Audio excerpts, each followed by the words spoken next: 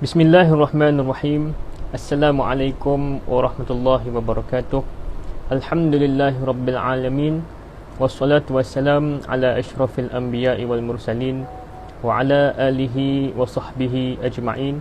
Rabbi shrah li sadri wa yassir li amri wahlul 'uqdatam min lisani yafqahu qawli, amma ba'd. Alhamdulillah, bersyukur kepada Allah Subhanahu wa taala kerana hari ini kita masih lagi ditemukan dalam sesi live yang berikutnya. Hari ini kita ada slot yang istimewa. Kita menjemput seorang saudara kita daripada negara seberang, negara Indonesia, untuk membincangkan isu-isu berkait mahasiswa. Dan beliau merupakan seorang co-founder kepada kedai tahu. Beliau bernama Okta Wijaya, dan hari ini kita akan membincangkan tajuk yang berkaitan dengan coronavirus dan impaknya terhadap perniagaan siswa. Jadi oleh itu izinkan saya menjemput saudara Okta untuk bersama-sama dalam live session kita pada hari ini.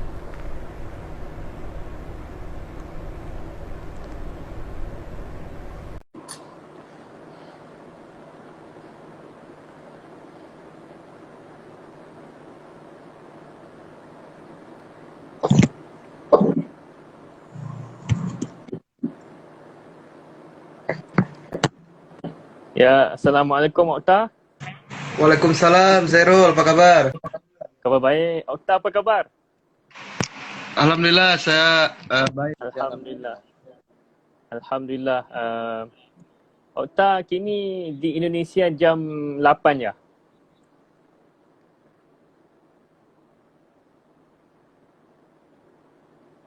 Oh, nampaknya okey. Okta, Ya, dah okey ke? Clear, sangat clear. Boleh dengar saya cakap? Alhamdulillah. Ya, saya dengar. Okey. Okta sekarang di Indonesia pukul 8 ya? Iya, pukul 8 tuh. Pukul 8. Jadi Okta, inilah saudara Okta, seorang usahawan siswa di Indonesia sana. Beliau merupakan co-founder kedai tahu. Tetapi tidak moleklah kalau saya turun bercerita. Sekarang saya serahkan kepada saudara Okta. Okta, boleh perkenalkan kepada viewers kita siapakah Okta Oke, dan apakah itu kedai tahu? oke, baik. Bismillahirrahmanirrahim. Assalamualaikum warahmatullahi wabarakatuh. Selamat malam kawan-kawan semua, khususnya dari Malaysia. Perkenalkan, saya Okta Wijaya dari Indonesia. Mungkin saya bisa sedikit bercerita tentang sejarah berdiri kedai tahu ini. Kedai tahu ini merupakan sebuah bisnis keluarga sebetulnya, sudah berdiri sejak tahun 2008, sejak tahun 2008, sejak saya sekolah dasar. Prinsipnya ialah kedai tahu ini memegang untuk usaha kuliner tradisional Indonesia. Fokus kita adalah kuliner tradisional khas Indonesia. Mungkin kalau teman-teman di Malaysia pernah ke Indonesia, mungkin lebih fokusnya kita untuk kuliner daerah Jawa Tengah, Yogyakarta, dan daerah Bandung, Jawa Barat. Nah, selain itu kita juga menjual rempah seperti jamu, dan mungkin teman saya dari Malaysia pun pada tahun lepas 2009, mungkin jika Zairul masih ingat, ada Ideal yang sempat merasakan ramuan saya kala beliau sedang kurang fit, dan alhamdulillah mempengaruhi kesembuhan beliau. Dan juga untuk saat ini kedai tahu sudah berdiri sebanyak 3 cabang. Sudah ada tiga cabang di Pasar Modern, di daerah Kota Bekasi, di Sumare Cornwall Bekasi, and then di street food. Fokus kita ada di street food juga. Seperti itu. Oh, sangat dahsyat sekali ya. Saudara Okta kita ini ada satu kedai dan sekarang sudah ada 3 lokasi, 3 cawangan di Bandaraya Iya. Jakarta ya, atau di Jakarta ataupun di Bekasi? Di Bekasi, masih Bekasi. Di Bekasi. Oh. Iya, Jadi di Bekasi. kedai itu ialah kedai kuliner ya, kedai masak. Iya, betul, kedai masak. Semacam restoran lah. Oh, restoran. Jadi Okta pandai masak? Iya. Bisa Ini sudah ada bukti saya bisa masak kecipratan minyak, Hebat sekali kecipratan saudara minyak Okta. panas. Okey Okta, nak tanyalah, Iya, memandangkan iya. kedai Okta dah ada 3 lokasi, Mm-mm. tetapi Okta sekarang ini masih siswa, betul? Betul, betul sekali. Saya masih Ya. siswa. Saya pun sekarang sedang kuliah juga di University of Al-Azhar Indonesia. Majority saya pun ngambil Public Relations dan juga sekarang sudah masuk semester akhir, sudah ngambil skripsi, sudah ngambil tugas akhir untuk graduate saya. Jadi mohon doanya bagi kawan-kawan. InsyaAllah kami akan doakan Okta untuk Siap, berjaya dalam siap. Amin, pelajaran. amin. Jadi saya nak tanya, Amin. Boleh, boleh. Okta masih kuliah tetapi Okta sudah ada Mas, 3 kedai. Macam mana Okta menyeimbangkan pelajaran dan juga perniagaan? ya, jadi membagi waktu antara saya dan usaha dan perkuliahan saya ialah kan sekarang di Indonesia alhamdulillah sudah ada namanya Gojek dan Grab ya. Alhamdulillah Gojek Grab sudah di Indonesia. Maka dari itu saya lebih fokus di bidang online, lebih fokus ke GoFood atau ke GrabFood, dan saya juga mengelola Instagram, sosial media, ada Facebook kedetahu.id dan Instagram kedetahu.id. Akan tetapi memang kurang begitu aktif, namun alhamdulillah cukup banyak peminat dari kedai tahu ini.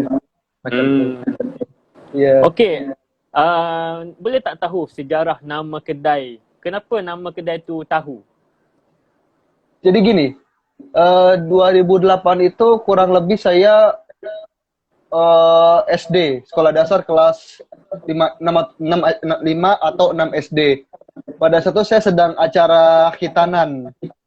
Nah, jadi tuh pada saat acara khitanan itu untuk makanan itu orang tua saya tiba-tiba bikin tumisan jamur tiram. Nah, kemudian selepas acara tuh orang tua saya membuat ide kenapa tidak membuat crispy jamur. Jadi crispy dari jamur tiram itu. Nah, lepas usaha didirikan, namanya tuh sebenarnya belum tahu pada tahun 2008 itu. Pada saat itu namanya masih masih namanya itu Tahu Happy pada saat itu. Nah, Tahu Happy itu kita mengolah menu yang kita punya 2 menu andalan kita pada satu. Just like recommendation menu like crispy jamur, mushroom crispy, and then tofu with mushroom, seperti macam tuh. Jadi kita lebih fokusnya ke gorengan, dan alhamdulillah pada satu memang karena kita merintis dari nol, kita juga sempat dorong gerobak, terus juga sempat sempat ada problem lah dengan pihak terkait juga alhamdulillah. Nah, tetapi pada saat waktu berjalan hingga pada tahun 2013 ada pasar modern di daerah Sumarekon. Lepas itu ya sudah, orang tua saya buka cabang terbaru di sana, dan saat itulah ubah nama menjadi Kedai Tahu. Di mana Kedai Tahu itu prinsipnya sudah saya jelaskan di awal, kita fokus kepada kuliner tradisional, dan jika memang kita mungkin kalau teman-teman nanti ke Indonesia, silakan datang ke Bekasi dan saya akan menyajikan makanan tersebut buat kawan-kawan semua, insyaallah. Wah, terbaiklah Okta. Jadi kiranya sejak tahun 2008 ya. Kini Iya, tahun kiranya 2008. sudah 12 tahun lah mengadakan Iya, sudah 12 tahun. Wah, sungguh lama Iya. sekali ya. Oh, sudah sangat berpengalaman dalam selok-belok perniagaan.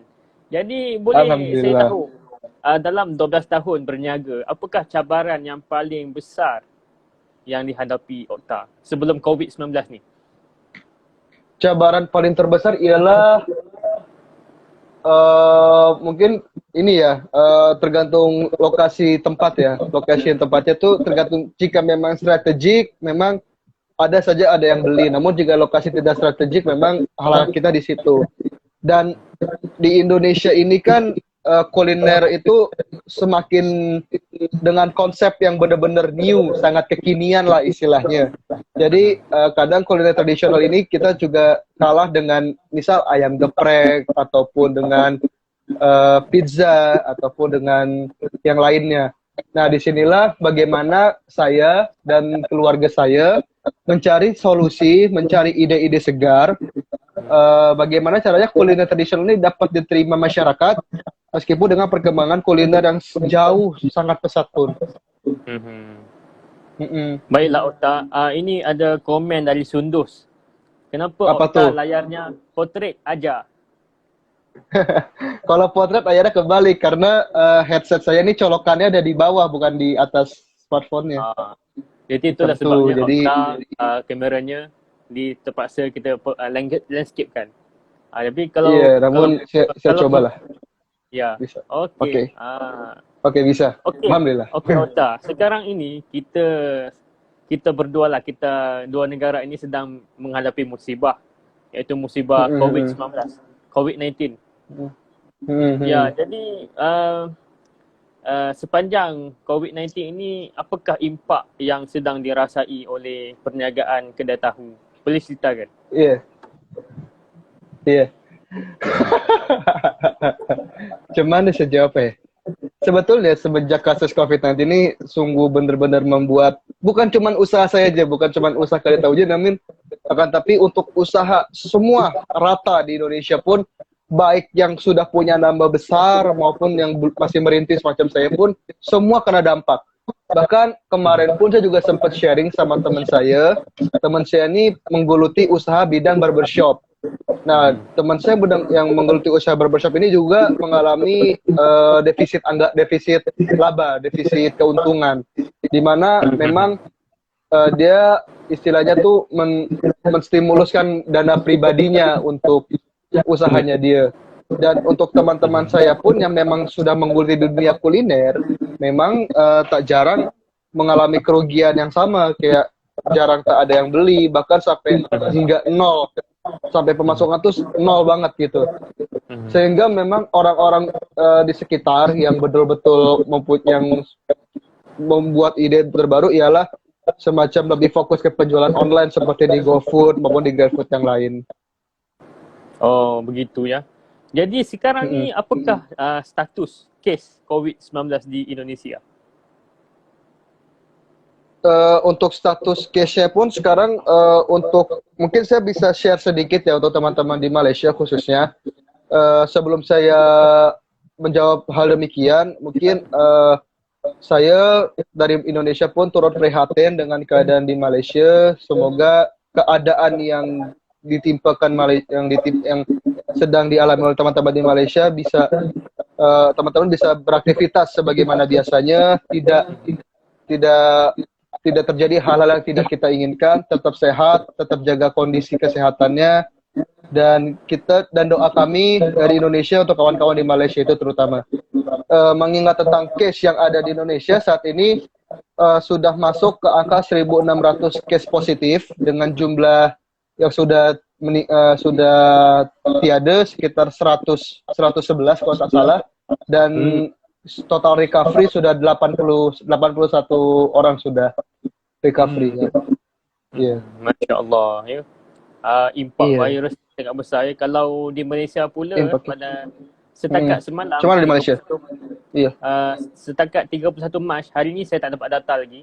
31 Mac semalam hari baru 2,766 kes positif di Malaysia. Setakat semalam. Dan semalam kematian semalam 43 orang. Itu yang semalam. Yang hari ni saya masih lagi belum melihat akta yang rasmi daripada Majlis Keselamatan Negara lah. Jadi itulah, kita doakan agar musibah ini diangkat dengan sesegera mungkin di Indonesia dan juga Malaysia. InsyaAllah moga kita kembali boleh beraktiviti seperti biasa. Betul tak Otak? Jadi, betul. Selain daripada dampak kepada perniagaan, saya dengar juga di Indonesia juga sedang alami lockdown. Sudah berapa lamakah lockdown di sana? Kalau untuk di Indonesia pun sebetulnya untuk lockdown secara nasional, secara keseluruhan negara itu belum ada.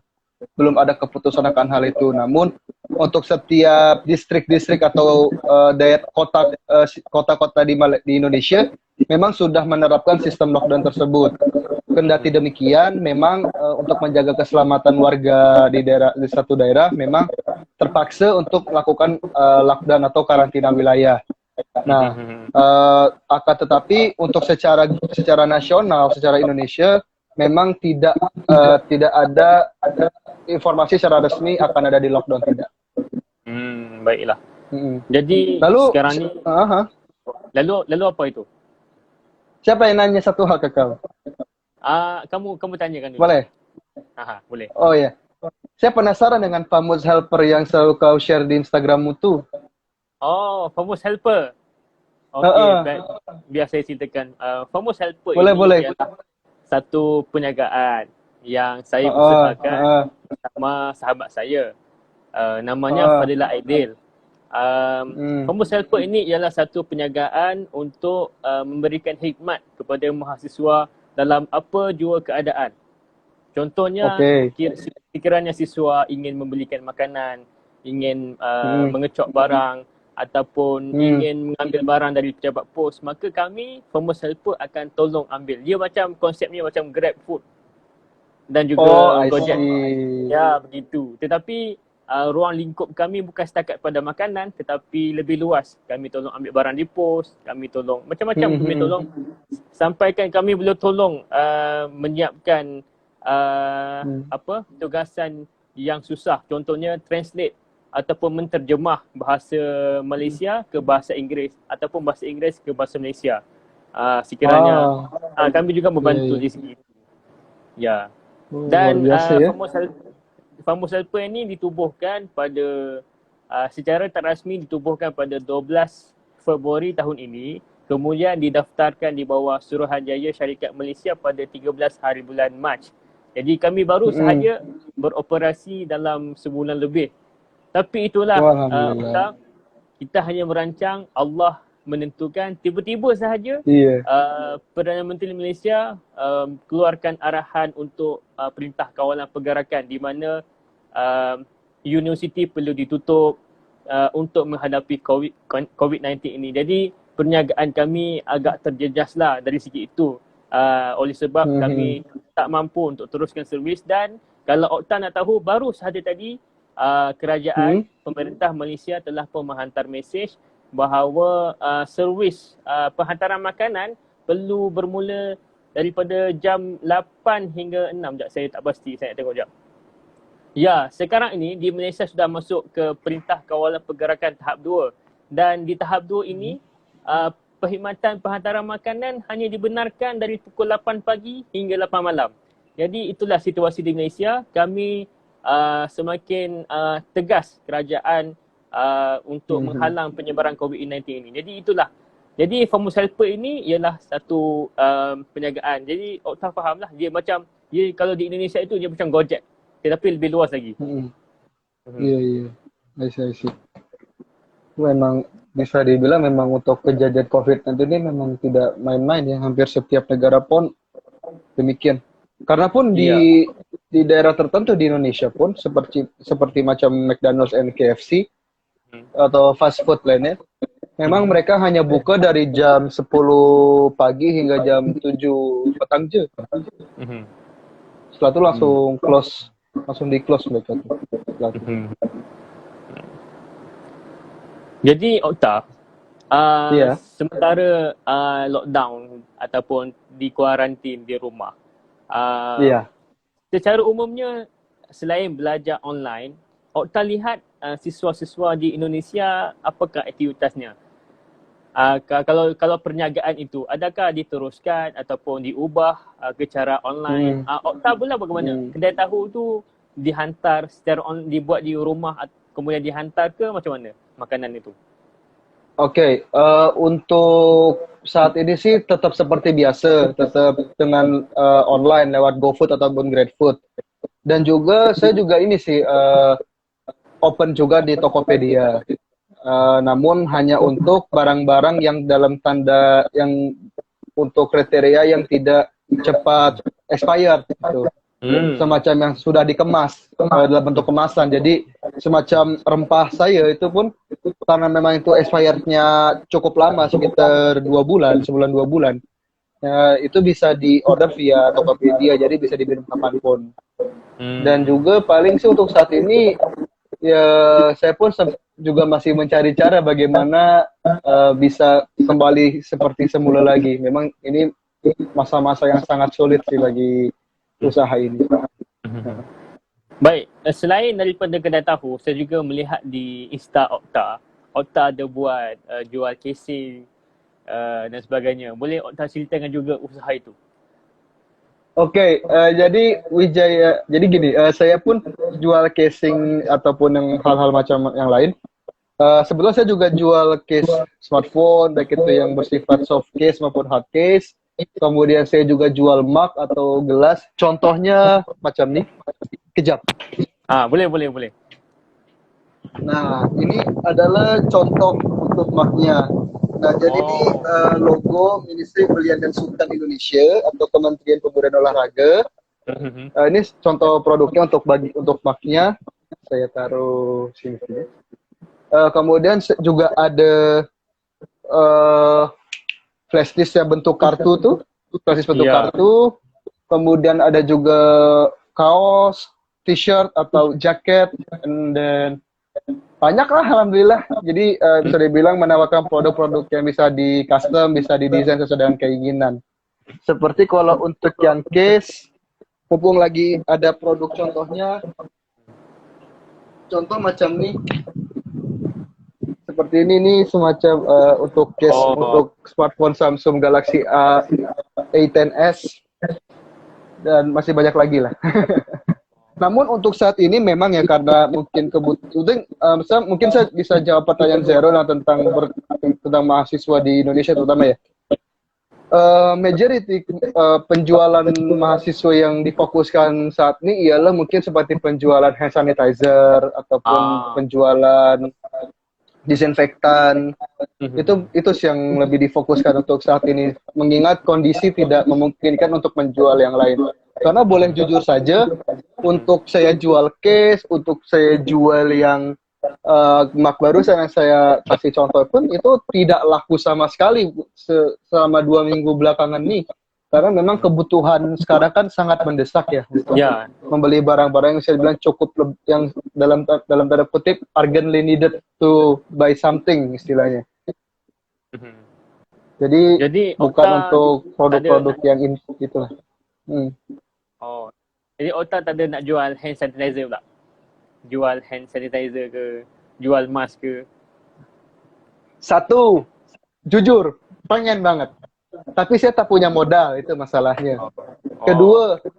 Kedua, saya pun bukan tipikal orang yang, jujur ya, saya bukan tipikal orang yang menjual barang, kemudian ada orang butuh, lalu saya naikkan setinggi langit. Saya bukan tipikal orang macam itu. Karena menurut opini saya, mungkin bisa betul bisa salah. Menurut opini saya ialah hanya orang-orang yang licik lah yang akan melakukan hal macam itu. Bahkan saya juga punya idealisme sendiri, bahwasanya adalah hanya karena orang menjual produk A, bukan berarti saya juga harus menjual produk A. Dan itulah yang menjadi prinsip saya, ialah menjuallah barang yang bisa bermanfaat untuk orang lain, bukan untuk memanfaatkan orang lain. Itu prinsip saya. Maka dari itu saya tidak berkeinginan untuk menjual mask and sanitizer and any more like something like a COVID-19. But if the people want to meet to sell anything, ingin menjual barang-barang yang berhubungan dengan COVID-19, saya akan jual, tapi saya tidak akan menjual dengan harga yang tidak masuk di akal semacam itu. Sekarang ni di Indonesia ada ke penjual-penjual yang menjual dengan harga yang mahal? Yang tidak sangat banyak dong. Sangat banyak dong. Sangat banyak dong. Sangat banyak. Contohnya? Contoh, mas atau mas ya. Satu dus itu kan isi 50 piece. Sebelum COVID-19 itu harga sekitar 20 sampai 30 ribu rupiah. Coba Zairul itu kan akumulasikan ke ringgit Malaysia. Ya, aku tukarkan ke ringgit Malaysia. Apa harganya berapa? 20 ribu je. Atau 30 ribu lah. 30 ribu. 30 ribu. Satu emas? Iya. 30,000. Satu box. Oh, satu box 30,000. Iya, Oh, iya, 30,000 harganya 7, ada 50 kan? iya. Ada 50 keping. So 30,000 harganya RM7.81. Murah. Nah, untuk satu Sekarang mesnya, satu aha, piece-nya, sorry, aha, untuk satu mes sebelum COVID itu harga cuma 1.000 saja. 1,000. 1,000 Seribu itu rupiah. kalau 26 sen. Ya, itu sebelum Ya. COVID. Itu Aha. sebelum Sekarang COVID. Setelah COVID, harga satu emas, satu saja, satu keping, itu bisa 7.000 rupiah. 7,000. Masya Allah. RM1.82. Kalau Iya. kalau yang yang satu kotak tu Paling murah atau paling mahal nih? Saya sebutkan harga. yang paling murah sekarang dan yang paling mahal nak tengok. 400 ribu. 400 itu paling murah atau paling mahal? Paling murah. Paling murah 400,000. Mahalnya. Iya. Kalau di Malaysia ini Iya. harga dia RM104. Wow. Iya. Mahal. Mahal sangat. Memang. Masya Allah. 100, satu kotak. Satu Kalau di kotak. Malaysia, sekarang ini di Malaysia, kalau yang jual 50 keping itu, 50 keping satu kotak, harganya RM85. RM85. Kalau dalam Indonesia, 32,000. 326,000 lebih. Tetapi, Ya, tahu nak balik harga tadi? 400 Harga yang ribu. 400,000. Masya Iya. Allah, 100. Iya, RM104. Itu yang paling murah sekarang. Betul. Paling Yang murah. paling mahal? Yang paling mahal? Pernah saya temu di Tokopedia tuh bisa 1 juta rupiah. Paling mahal. 1 juta. Iya. Astagfirullahaladzim. Tapi langsung diblokir sama Tokopedia. Oh, Langsung diblokir. mahalnya. Tapi untuk harga wajar sih sekitar 450 sampai 600 ribu. Itu harga wajarnya untuk saat ini. Oh. Nah, tapi untuk mahal. masker N95 yang masker yang khusus tuh itu sebelum COVID-19 jujur saya kurang tahu harganya berapa. Akan tetapi untuk saat ini tuh bisa 1.500.000 sampai 2 juta. Harganya. Satu Satu box. N95. Oh, satu box. Iya, satu box. Oh, N95 lah. N95. Ya. Oh, RM360 lah kalau di Malaysia. Iya. Kalau saya dengar tu mahal juga tu. Memang, maka tuh saya sebetulnya memang kenapa tidak sangat sama sekali saya tak minat untuk jual masker dengan harga seperti itu karena ya kembali lagi karena kan ini kan seperti membunuh saudara sendiri lah istilahnya kalau kita menjual dengan harga yang tak masuk akal macam itu. Ya. Jadi tidak ada harga ceiling ke? Maksudnya? Ataupun maksudnya mereka-mereka yang menjual ni orang polisi tak ambil tindakan ke? Dalam mahal. Polis sudah ngambil tindakan dan alhamdulillah sudah ada case penangkapan penimbun yang sudah menimbun banyak-banyak masker tuh dan memang sudah dihukum sesuai dengan aturan berlaku. Namun memang mungkin di semua wilayah pun mengalami hal serupa. Jadi ada yang kena, ada yang tak kena pun. Oh, jadi kita telah mendengar bahawa lihatlah bukan sahaja di Malaysia tetapi juga di Indonesia para peniaga mengambil kesempatan dalam kesempitan kita. Mereka licik, mereka naikkan harga dengan begitu tinggi. Oh, sampaikan saya sangat-sangat terkejut lah.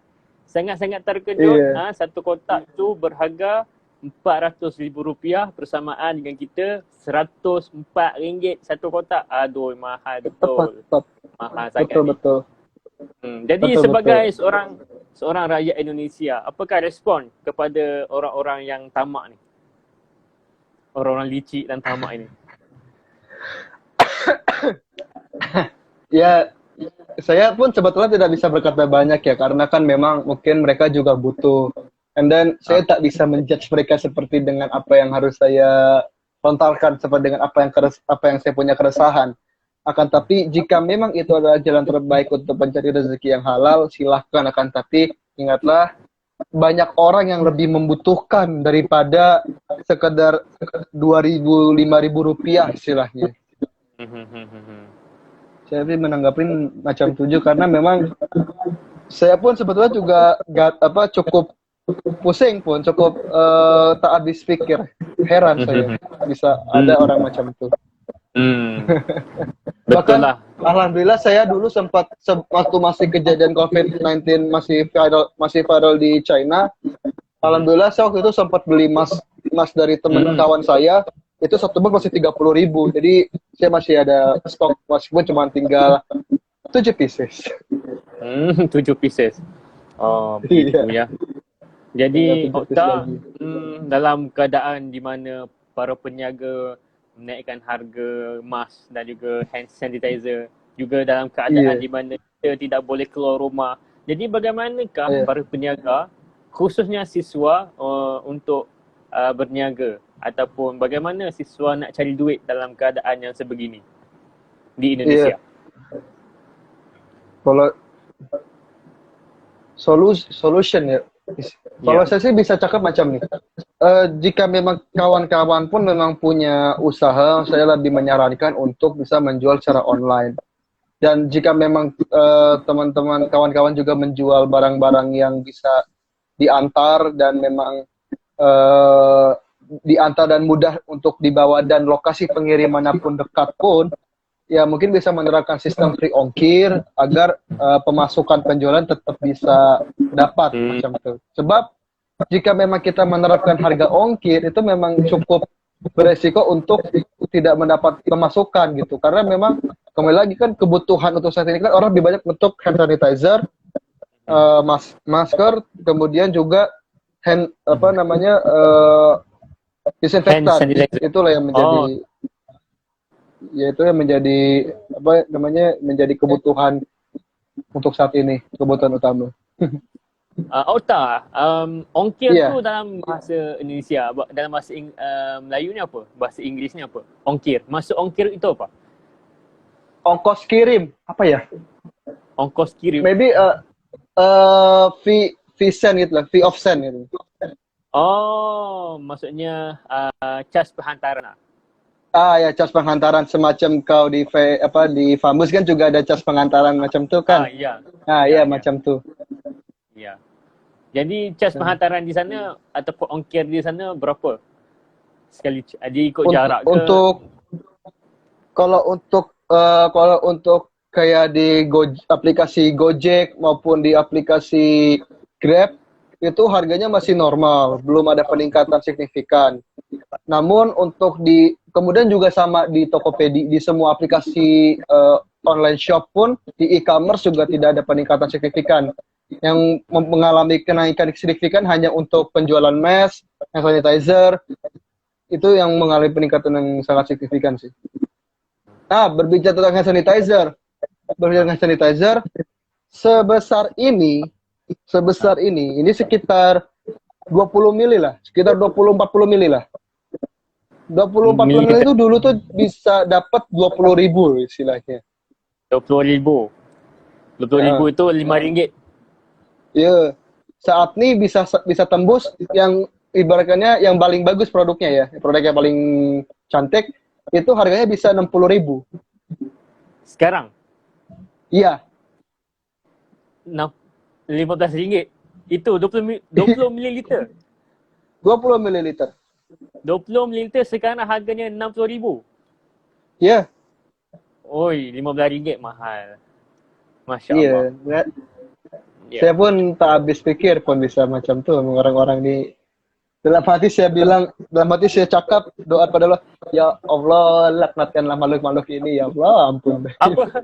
Laknati? Iya. Sangat geram ya. Kenapa tak direport kepada jabatan pengguna?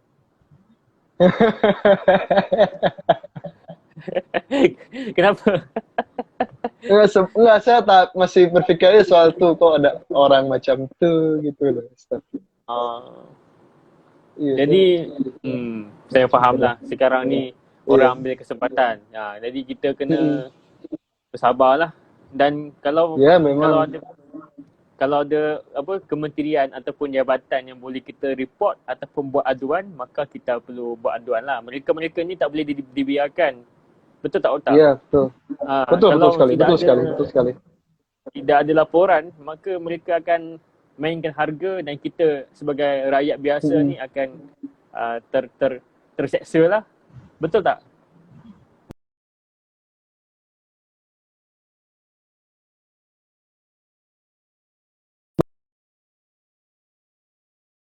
Pemerintah pun bisa menjaga atau bisa memberantas bisa menghabiskan para penimbun-penimbun ini ya, karena memang sangat merugikan banyak pihak.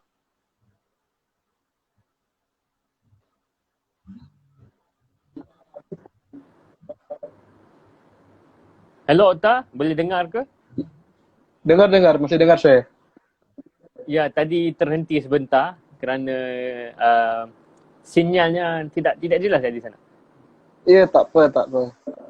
Okey, sekarang ni kita masuk ke sesi soal jawab lah. So saya akan buka satu Boleh, boleh. soalan. Ada satu Boleh, soalan boleh. saya rasa. Okey, saya tekan ya. Mm-mm. Ni daripada Nick. Kenapa?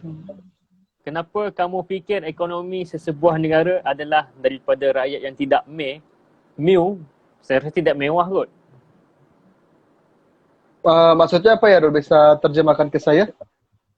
Saya pun tak faham yang Bisa tidak jelas. mau apa ni. Macam tak habis soalan. Mungkin saya rasa Kenapa kamu? adakah kenapa kamu fikir ekonomi sesebuah negara adalah daripada rakyat yang tidak mewah kot, saya rasa, yang tidak kaya. Yang tidak kaya. Oh, ini yang mungkin orang-orang belum tahu ya. Kalau menurut, jadi gini, mungkin jika teman-teman Malaysia kenal Sandiaga Salahuddin Uno, beliau itu merupakan seorang konglomerat Indonesia dan calon wakil presiden kemarin pada saat election. Beliau juga ahli ekonomi. Maksudnya dia adalah practitioner entrepreneurship. Dia cakap macam nih.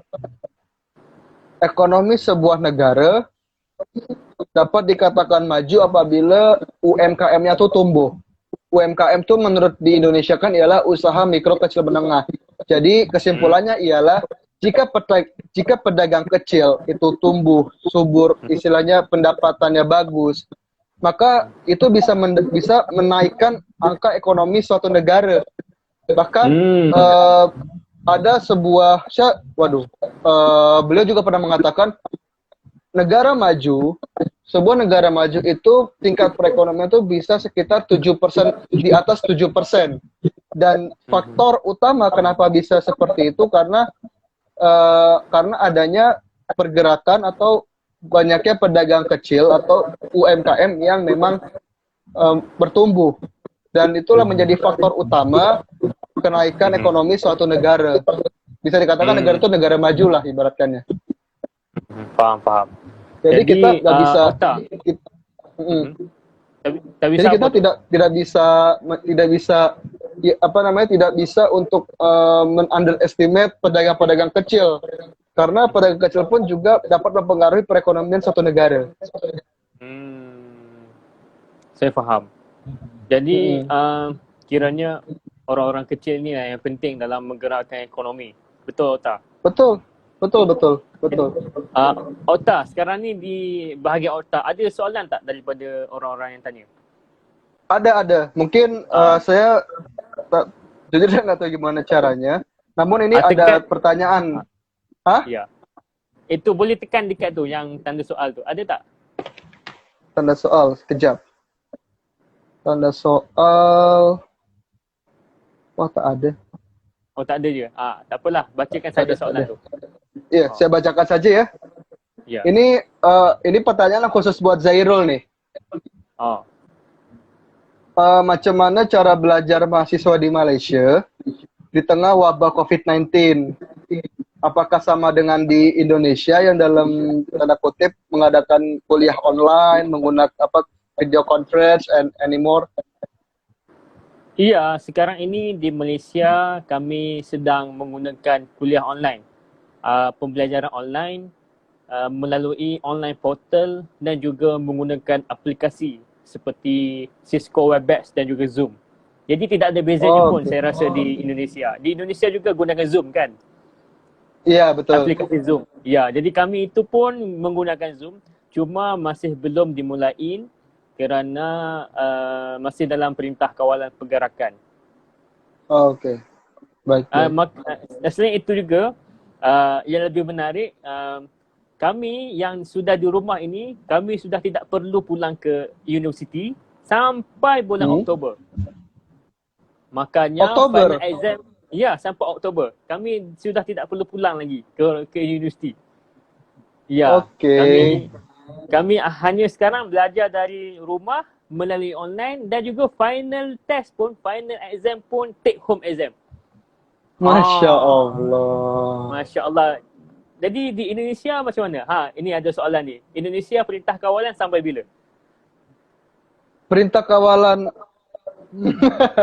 gini, untuk di Indonesia pun diprediksikan insya Allah bulan akhir April sudah selesai. Sudah selesai, namun memang tidak menutup kemungkinan bisa diperpanjang jika memang mata rantai untuk penyebaran virus corona ini tidak terputus, seperti keluar rumah, berdiam diri di kafe, berkumpul dengan kawan. Itu yang menyebabkan perintah kawalan bisa diperpanjang. Namun untuk prediksi, insya Allah bulan April selesai. Akhir April selesai insya Allah. Jadi sekarang di Indonesia, bagaimana di Indonesia belajar online? Kemudian sekiranya perintah kawalan itu berakhir di Indonesia, adakah kalian perlu pulang kembali ke kuliah? Ataupun hanya tinggal di tinggal di rumah sampai habis dan juga ambil final exam di rumah? Ke macam mana tu? Nah, mungkin untuk middle testnya tuh masih online. Karena kan memang bulan April, bulan ini awal bulan ini insya Allah kita sudah mulai mid test. And then untuk perintah kawalan kita pun sebetulnya, kami mahasiswa pun juga bingung sebetulnya dengan ini. Karena tidak ada jawaban pasti mengenai tentang perintah kawalan macam tersebut. Karena memang yang paling terbaru sih, yang paling update ialah dari Badan Penanggulangan Bencana Daerah atau nasional, ya semacam badan untuk penyelamat negara tuh mengatakan bahwasanya adalah untuk prediksi berakhirnya COVID-19 ini itu akhir bulan April 2020 nanti. Namun tidak menutup kemungkinan bisa diperpanjang kembali. Nah, untuk berbicara COVID-19 saya juga sempat berdiskusi juga dengan kawan-kawan saya yang di Fakulty of Doctor di Muhammadiyah Malang University, and he said perintah kawalan pun itu bisa diperpanjang sampai 6 bulan menurut prediksi dia dan para lecturer dia, karena memang jika memang mata rantai ini tidak terputus bahkan bisa sampai Agustus untuk virus corona ini. Namun bila mana bisa lebih cepat, ya kami pun masyarakat Indonesia pun berharap memang bulan April pun sudah selesai, bahkan kami pun sangat berharap lagi bulan Ramadan sudah selesai virus corona ini. Itu sih kalau bagi kawan-kawan di Malaysia. Kalau di Indonesia maksud saya. Ya, bercakap pasal bulan Ramadan, bagaimana di Indonesia, khususnya di Bekasi dan Jakarta, masih adakah lagi bazar Ramadan dan sebagainya?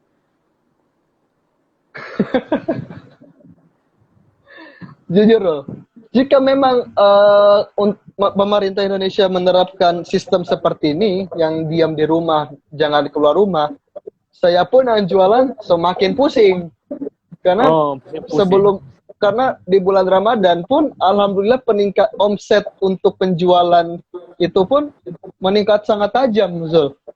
Ya, paham. Meningkat sangat tajam. Namun jika memang Ramadan nanti ini memang tetap harus di kuarantin, harus benar stay di rumah, maka dari itu saya hanya bisa berkata, mudahkanlah kami ya Allah.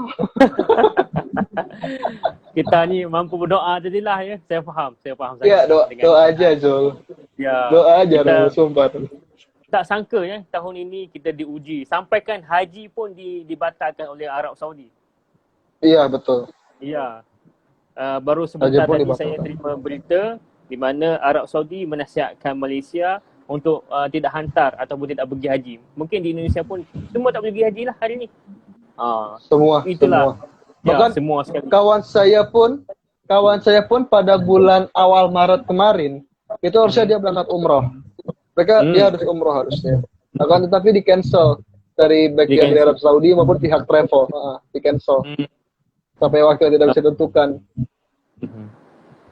Jadi Okta, apakah nasihat yang terbaik yang boleh diberikan kepada para viewers khususnya di Malaysia dan juga di Indonesia? Iya. Menurut saya ialah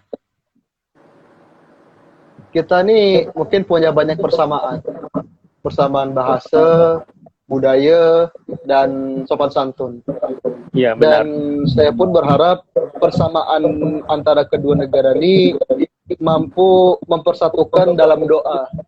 Doanya apa? Semoga wabah virus COVID-19 ini lekas pulih, cepat selesai, dan doa kami masyarakat Indonesia tentunya untuk teman-teman di Malaysia pula, dan saya pun sangat berharap sebetulnya suatu hari nanti saya bisa datang ke KL, bisa berwisata dan bisa ketemulah dengan Zerul dan kawan-kawan di UN. Ya, saya pun selaku rakyat Malaysia juga, saya mendoakan agar negara kita dan juga negara Indonesia dan juga seluruh dunia mampu mengharungi wabak ini dengan ketabahan. Khususnya kepada Okta sekeluarga agar terus sihat. Ya. Kalau sakit-sakit tu makan ubat cepat-cepat, Okta. Ini sahabat kita Sakros, dia mendoakan juga semoga Malaysia, Indonesia dan seluruh dunia cepat-cepat pulih dari wabak COVID-19. Amin. Semoga seluruh warga masyarakat Indonesia sentiasa dalam keadaan baik. Amin. Semoga Indonesia terus membangun, dan doakan juga kami di sini pun terus stabil dan membangun juga. Amin. Itu yang kita berdua harapkan ya mengadakan kajian ini, karena memang ini menampar saya juga sih. Ya. Jadi seandainya COVID-19 ini sudah tamat, maka bolehlah datang berwisata di Malaysia. Kamu sudah tahu kan harga tiket ke sana berapa? Ya, saya tengok tadi mahalnya. Tak tahulah. Betul ke nak datang? Betul ke kamu nak pergi bila tu? Itu hanya asal pilih je itu. Oh, ya ke? Kejap. Harganya 600,000. Masya-Allah, 600,000. Iya. 700,000. Iya. Kalau 700,000 itu kalau di Malaysia harganya boleh tahanlah 182, bolehlah datang. Kalau ada uangnya. Ya. Nanti kalau keadaan sudah pulih, insya-Allah lah datanglah ke sini. Insya-Allah saya akan bawa Okta berjalan di sekitar di sekitar Putrajaya, Sepang dan juga Kuala Lumpur. Siap.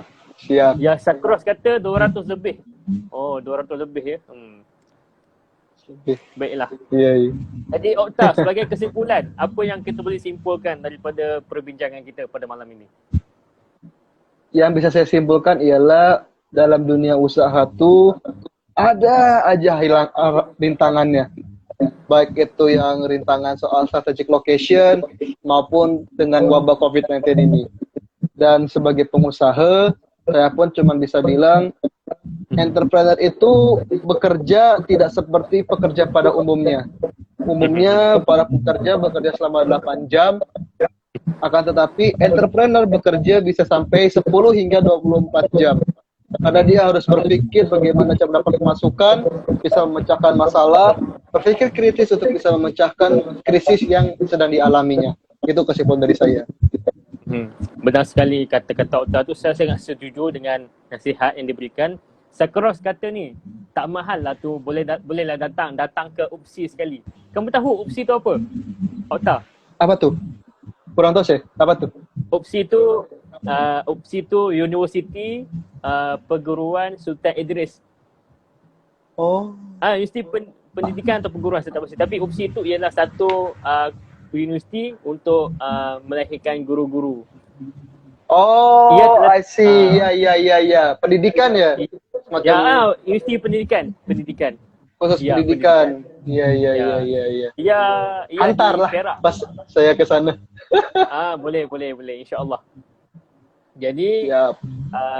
dengan kesimpulan yang dibuat oleh Otak itu tadi, maka selesai juga sudah sesi kita pada hari ini. Terima kasih Otak kerana sudi bersama membahaskan isu berkait wabak COVID-19, terutamanya dalam By the way, ini foto YB mu loh ini.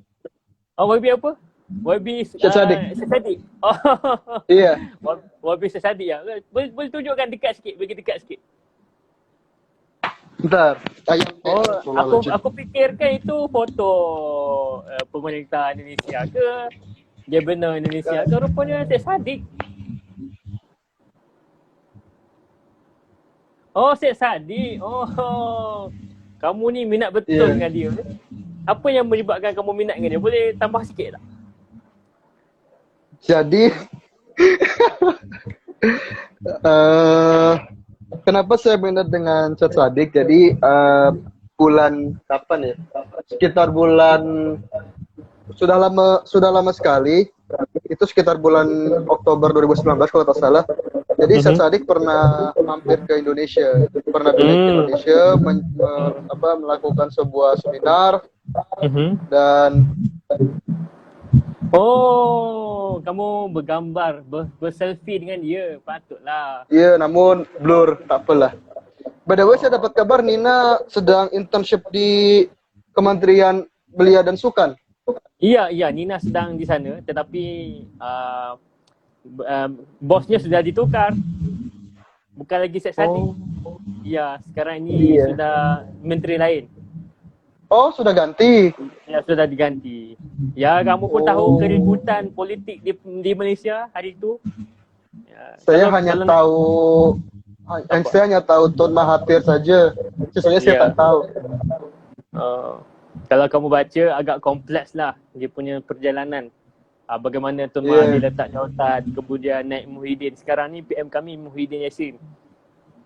Saya boleh jujur tak, Rul? Permainan percaturan politik itu sangat penting lah. Boleh, silakan. Iya. Saya pun membaca peta politik negara saya pun bingung. Karena itu saya tak minat untuk membaca politik Malaysia. Ya, saya faham. Jadi kalau di negara kamu pun kamu bingung, macam mana kamu nak baca politik negara saya? Iya, makanya tuh. Ya. Saya pun kadang juga bingung juga dengan negara saya pun. Aku sendiri pun bingung membacanya. Tak tahulah apa yang ahli politik ni nak. Kan? Dulu kata begini, kemudian begini pula. Saya tak faham lah. Kan, betul tak? Ahli politik dia tak ada pendirian tau. Ya, begitulah memang tapi politik lah. Politik. Itulah. Mungkin hari ni dia kawan kita, esok dia khianat dengan kita. Itulah politik. Semua orang boleh tikam belakang kita. So, kalau tak minat politik, you have to be get ready lah to be threatened. Tak nak. Kalau minat. Jadi saya mau itulah jadi dia pengusaha aja. Ya, jadilah. Saya pun mau jadi korporat sajalah. Mau jadi pengusaha, usahawan. Kita menyumbang dalam masyarakat. Banyak lagi cara menyumbang, kan. Tapi saya teringat aja satu kata-kata. Kalau politik itu diisi oleh orang-orang jahat dan orang-orang baik tidak mahu mengisi politik, maka akan hancurlah negara tu. Betul tak? Iya. Betul. Ya, jadi itulah saya rasa mungkin satu hari nanti bila keadaan sudah kokoh, diri sendiri dah kokoh, bolehlah kot masuk. Kalau Okta pun sudah ada wang yang bagus, kan, sudah ada kedudukan, bolehlah masuk. Tapi kamu pula janganlah korupsi. Ya, itu jelas tuh. Jangan rasuah. Ya, betul. Ya, etiknya universal, semua sama. Iya. Dan jadi alhamdulillah saya bisa apa tu? Alhamdulillah saya bisa dengan kau karena sehari sebelumnya dan tadi saya sempat nonton Upin Ipin untuk belajar sedikit bahasa Melayu. Itu referensi bahasa Melayu saya pun dari situ. Tapi kalau kamu bicara bahasa Indonesia, saya boleh faham. Kerana bunyi sahaja lain, tapi intipatinya masih sama. Cuma kalau ada perkataan macam ongkir itu, saya perlu tanyalah apa maksud ongkir. Ya tak Wisata masalah. saya faham. Wisata itu pelancongan. Kerana pernah ke Indonesia kan tahun lepas, tengok perkataan wisata, saya pun apa wisata ni? Google, tourism. Jadi itulah menarik juga bahasa Indonesia. Dan saya pun kalau ada wang, saya pun mahu ke sana lagi, mahu berjumpa dengan Okta, ke Al-Azhar, dan juga mahu melawat kembali Indonesia, Jakarta, dan juga mungkin di tempat lain pula. Ya, pasti banyak lagi yang boleh dieksplor di sana. Jadi terima kasih Okta kerana sudi bersama saya pada malam Terima kasih, ini. Zairul. InsyaAllah sama-sama. Jadi kita akan adakan lagi sesi seperti ini agar hubungan antara kedua-dua belah negara semakin rapat dan kita mampu membina satu rantau yang aman dan damai. InsyaAllah usaha kecil ini kita boleh menyebarkan positivity dalam kalangan kawan-kawan kita. InsyaAllah. Iya, insyaAllah. Okey, jadi terima kasih Okta. Assalamualaikum. Terima kasih Zairul. Waalaikumsalam warahmatullahi wabarakatuh. Semangat. Okay, bye-bye. Sampai. Bye. Jaga diri elok. Siap.